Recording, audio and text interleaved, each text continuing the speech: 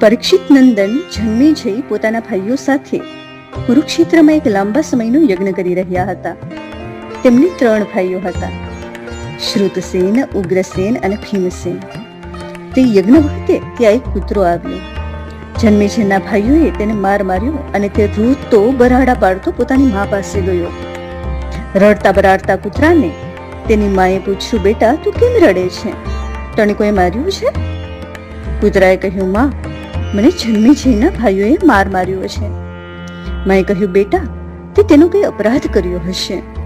કૂતરાએ કહ્યું, માં, ન તો મેં હવન સામગ્રી તરફ જોયું છે કે ન કોઈ વસ્તુને સ્પર્શ કર્યો છે.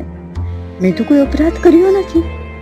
આ સાંભળી મને બહુ દુઃખ થયું અને તે જન્મેજયના યજ્ઞમાં ગઈ અને ક્રોધપૂર્વક કહ્યું, મારા પુત્રે ભવિષ્યને જોયું સુદ્ધા નથી, કશું ચાટ્યું પણ નથી અને બીજો તેનો કોઈ અપરાધ નથી, તો પછી તેનું મારવાનું કારણ શું?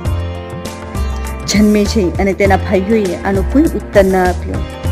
પુત્રીએ કહ્યું, તમે અપરાધ વિના મારા પુત્રને માર્યો છે, તેથી તમારા પર ઓચિંતો કોઈ મહાન ભય ત્રાટકશે.